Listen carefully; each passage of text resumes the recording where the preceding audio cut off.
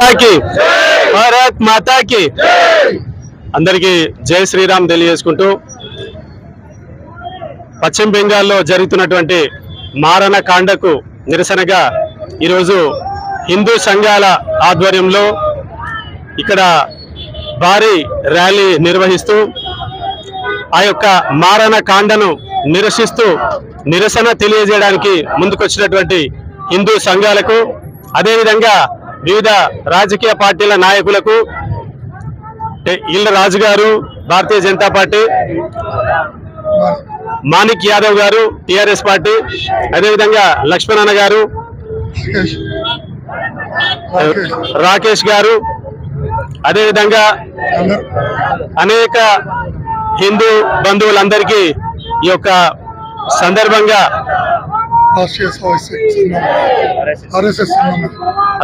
హిందూ సంఘాలందరికీ కూడా మనస్ఫూర్తిగా శుభాభినందనలు తెలియజేసుకుంటూ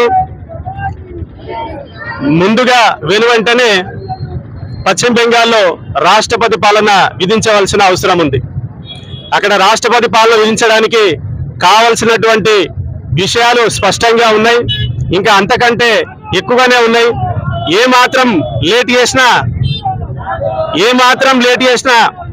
అక్కడ జరుగుతున్నటువంటి అగ్నిగుండం ఇతర రాష్ట్రాలకు వ్యాపించి యావత్ భారతదేశం కూడా బగ్గుమనే పరిస్థితి ఉందని చెప్పి సందర్భంగా తెలియజేస్తున్నాం. అంటే ఒక భారతీయ జనతా పార్టీ కార్యకర్త కాకుండా ఈ దేశం సుభిక్షంగా ఉండాలని ఒక భారతదేశ పౌరునిగా నేను అక్కడ రాష్ట్రపతి పాలన విధించాలని చెప్పేసి కోరుకుంటున్నా. కుట్రలు జరుగుతున్నాయి అక్కడ. అంటే కొద్ది కొద్దిగా రాజకీయ అధికారం గురించి దూరం అవుతున్నానని చెప్పేసి ఆలోచించే కొంతమంది స్వార్థ రాజకీయ నాయకుల వల్ల అక్కడ అంతటి అల్లకల్లోలం నెలకొంటుంది. బ్రిటిష్ వాడి సామెత ఉందొకటి, విభజించి పాలించు అని. ఆ విభజించి పాలించు అనేది కొన్ని పార్టీలకు వంట పట్టింది బాగా. ఆ కొన్ని పార్టీలకు వంటబట్టి రాజకీయ అధికారం కోసమే మరి యొక్క అల్లర్లను ప్రేరేపిస్తూ దినదిన అభివృద్ధి చెందుతున్నటువంటి ఈ దేశాన్ని అల్లకల్లోలం చేస్తూ వాళ్ళ ముఖ్య ఉద్దేశమే ఇది. ఎట్టి పరిస్థితుల ఇది జరగనిచ్చేది లేదు. ఎవరైతే కుట్రదారులు ఉన్నారో కుట్రదారులకు ధీటుగా సమాధానం ఇస్తామని చెప్పేసి ఈ ర్యాలీ ద్వారా మనందరం ఒక సంకేతాన్ని అందించవలసిన అవసరం ఉంది. మరి ఉత్తర భారతదేశము దక్షిణ భారతదేశం అంట. అసలు ఉన్నాయా ఉత్తర భారతదేశం దక్షిణ భారతదేశం? భారతదేశం అంతా ఒకటే, భారతీయులమంతా ఒకటే. కానీ దేశాన్ని ఏ విధంగా అయితే పాకిస్తాన్ విడిపోయి అనేక రకాలుగా ఏ విధంగా భారతదేశం సమస్యలను అనుభవిస్తుందో, అభివృద్ధి నోచుకోకుండా ఎంత అభివృద్ధి చేసినా అనేక సమస్యలతోని కొట్టుమిట్టాడుతుందో, మరొకసారి కొందరి స్వార్థ రాజకీయ నాయకులు ఈ దేశాన్ని మరొకసారి విభజించాలని చెప్పేసి కుట్ర జరుగుతుంది. దాంట్లోనే భాగమే ఈ యొక్క పశ్చిమ బెంగాల్లో అల్లర్లు అని చెప్పేసి తెలియజేసుకుంటున్నాం. ఈ వక్ఫ్ బోర్డు ఉంది. వక్ఫ్ బోర్డు వల్ల ఏ పేద ముస్లింలకు న్యాయం జరిగిందని చెప్పేసి తెలియజేసుకుంటాం. ఈ సందర్భంగా కొందరు స్వార్థ నాయకులు, వక్ఫ్ బోర్డుకి సంబంధించినటువంటి కొంత స్వార్థ నాయకులు వాళ్ళ కబంధ హస్తాల్లో ఉంది ఆ వక్ఫ్ భూములు అని చెప్పేసి తెలియజేసుకుంటున్నాం. ఎక్కడైనా ముస్లింలకు హాస్పిటల్ ఉందా? ముస్లింలకు ఎక్కడైనా ఒక పేద ముస్లింలకు ఉపయోగపడే ఏ వ్యవస్థనైనా వక్ఫ్ బోర్డులో ఉందా అని చెప్పేసి తెలియజేసుకుంటున్నాం. కొందరు స్వార్థ రాజకీయ నాయకుల వల్ల ఈ దేశాన్ని అల్లకల్లోలం చేసి ఏ విధంగా సరే రాజకీయ అధికారం కోసం ఇవన్నీ కుట్రలు జరుగుతున్నాయని చెప్పేసి దీన్ని ఎట్టి పరిస్థితుల సహించేది లేదని చెప్పేసి తెలియజేసుకుంటూ ఇంతకు 10 రెట్లుగా మనమంతా సిద్ధం కావాల్సిన అవసరం ఉందని చెప్పేసి తెలియజేసుకుంటూ జై హింద్, జై భారత్. జై శ్రీరామ్, జై శ్రీరామ్, జై శ్రీరామ్, రామ లక్ష్మణ జానకి,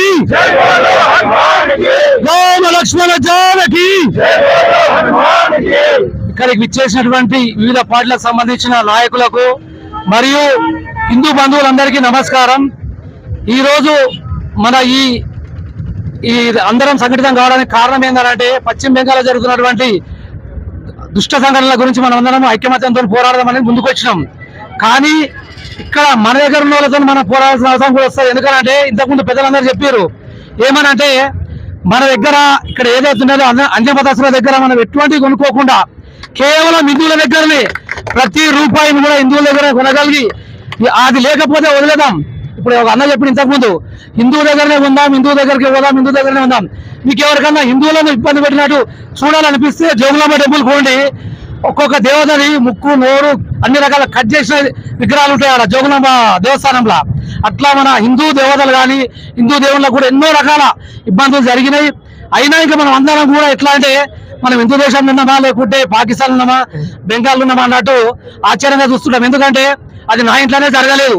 చాలా మంది చెప్తుంటారు శివాజీ గురించి, శివాజీ గొప్పోడు గొప్పోడు గొప్పోడు అని. కానీ మా ఇంట్లో మాత్రం పుట్టొద్దు. ఎందుకంటే ఆ కష్టాలు మా కూడా పడవద్దు. ఇది సిస్టమ్ ఉంటుంది. మన ఇంటికి వచ్చేసరికి మాత్రమే అప్పుడు నా దగ్గరికి ఎవడు వస్తలేరు, నాతో నా గురించి ఎవరు మాట్లాడతలేరు అని అంటారు. కాబట్టి ఇదంతా పోవాలి అని అంటే మనం అందరం యూనిటీగా ఉండాలి. మనం ఎవరితో పోరాడాల్సిన అవసరం లేదు.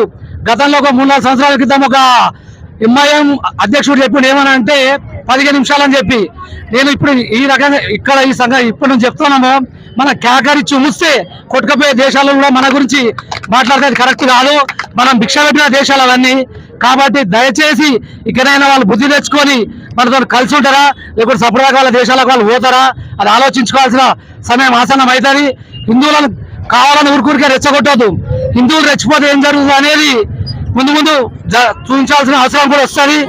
హిందువుల యూనిటీ పెరిగిన రోజు ప్రతి వేరే మతస్థుడు భయం బాగా బతకాల్సిన రోజులు వస్తాయి. కాబట్టి దయచేసి హిందువులందరూ కూడా యూనిటీగా ఉండి అందరూ ఏ విషయం హిందువులకు సంబంధించిన ఏ విషయం చెప్పినా అందరూ సంఘటితమై రావాలని కోరుకుంటూ అందరికీ జై శ్రీరామ్, జై జై శ్రీరామ్, జై శ్రీరామ్. మరి నేను చూస్తా ఉన్న న్యూస్లలో మరి ఎంత కిరాతకంగా అంటే అది అతి దారుణంగా ఏమీ తెలియని హిందువులని అతి దారుణంగా కిరాతకంగా హింసిస్తా ఉన్నారు. మరి నేను అప్పుడే దీని కోసం చాలా మందితో మాట్లాడినా. నాకు చెప్పినప్పుడు మన నారాయణ చెప్పిండు అన్న ఈవినింగ్ ర్యాలీ ఉంటే నేను ఖచ్చితంగా వస్తానా అన్న. ఫస్ట్ నేను హిందూ తర్వాత రాజకీయ నాయకుడు అని చెప్పిన. మొన్న హనుమాన్ అన్న ఏ ర్యాలీ ఉన్నా చెప్పు నేను ఖచ్చితంగా వస్తా, నా వంతు సేవ ఖచ్చితంగా అందిస్తా అని చెప్పిన. మరి ఇట్లాంటి ఈరోజు ఎంతమంది పెద్దలు మాట్లాడారు.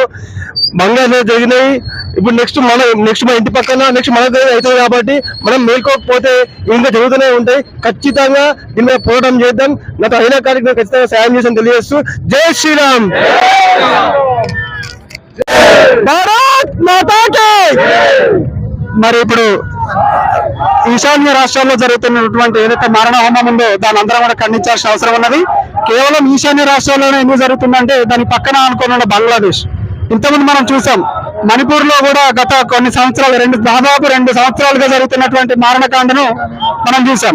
ఇప్పుడు మణిపూర్ నుంచి ఈ క్రమంగా పశ్చిమ బెంగాల్ కు వ్యాపించింది. పశ్చిమ బెంగాల్ నుంచి మెల్లమెల్లగా కింద ఉన్నటువంటి రాష్ట్రాలకు కూడా వచ్చే అవకాశం ఉన్నది. అదే ఇక్కడ కూడా వర్గ సంతుష్టీకరణ ఎప్పుడైతే మొదలైందో స్వాతంత్రానికి పూర్వం ముందు నుంచి స్వతంత్ర సమయంలో జరుగుతున్నటువంటి పోరాటాలలో కూడా హిందువులను ఏకం చేయాలని చెప్పి ఎవరు అనుకోలే. జనాలను మొత్తం కలిపికట్టుగా ఉంచాలనే ప్రయత్నం చేస్తే కొంతమంది నాయకులు వాళ్ళ స్వార్థం కోసం వాళ్ళ రాజకీయ భవిష్యత్తు కోసం హిందువులకు ముస్లింలకు మధ్య ఉన్నటువంటి గ్యాప్ను క్యాష్ చేసుకోవడానికి వర్గ సంతుష్టీకరణ పేరుతో బుజ్జగింపు కార్యక్రమాలు స్వతంత్రానికి పూర్వం మొదలైనవి. మరి ఈ కార్యక్రమాలను చూసినటువంటి డాక్టర్ జి కేశవరావు బలరాం పంత్ హెగ్డేవార్ ఎవరైతే ఉన్నారో మనకు స్వాతంత్రం వచ్చిన ఈ రకమైన వర్గ సంతుష్టీకరణ ఉంటే ఈ స్వాతంత్రం ఎక్కువ రోజు నిలబడదు, ఈ దేశం మళ్ళీ పరాయి వాళ్ళ చేతుల్లోకి వెళ్తుందనే ఉద్దేశంతో రాష్ట్రీయ స్వయం సేవక్ సంఘ్ 1925లో స్థాపించాడు ఉగాది దసరా రోజున. మరి ఆయన ఎంత దురదృష్టి గలవాడంటే వచ్చిన స్వాతంత్రం కోసం పోరాడుతున్న సమయంలోనే వచ్చిన స్వాతంత్రాన్ని ఎట్లా నిలుపుకోవాలనే ఉద్దేశంతో స్థాపించినటువంటి సంస్థ ఇప్పుడు శతజయంతి ఉత్సవాలు నడుస్తూ ఉన్నాయి. కాబట్టి ఆయన దూరదృష్టిని గమనించి మన అందరం కూడా హిందూ బంధువులందరూ ఏకమై ఈ దేశం కోసం ఈ దేశంలో ఉన్న ప్రజల ధన మాన ప్రాణాల రక్షణ కోసం అందరూ కూడా కలిసికట్టుగా పనిచేసి ముందుకు రావాల్సిన సమయం అని చెప్పి మీ అందరికీ సందర్భంగా తెలియజేస్తూ సమయానుసారం ఇంకెంతకంటే ఎక్కువ మాట్లాడే అవకాశం లేదు కాబట్టి అందరికి ధన్యవాదాలు తెలుపుతూ ఇప్పుడు వచ్చినటువంటి జనాలకు తోడుగా మనం అందరం కూడా మన చుట్టుపక్కల కాలనీలోని మన చుట్టూ ఉన్న మిత్రులను మన స్నేహితులు అందరిని కూడా కలుపుకొని ముందు జరిగే కార్యక్రమాల్లో మరింత ఎక్కువ సంఖ్యలో పాల్గొనాలని చెప్పి అందరికీ విజ్ఞప్తి చేస్తూ ముగిస్తున్నాను. జై శ్రీరామ్, జై శ్రీరామ్, భారత్ మాతా కీ. ఇక్కడ హిందూకు అన్యాయం జరిగిందంటే భారతీయ జనతా పార్టీ అవునన్నా కాదన్నా ముందుండే పార్టీ కాబట్టి, యువకుడు కాబట్టి పార్టీలకు అతీతంగా ఈ యొక్క ర్యాలీలో అక్కడి నుంచి పాల్గొన్నాడు. ఆ యువక నాయకుని కూడా మాట్లాడాలని కోరుచున్నాను. జై శ్రీరామ్.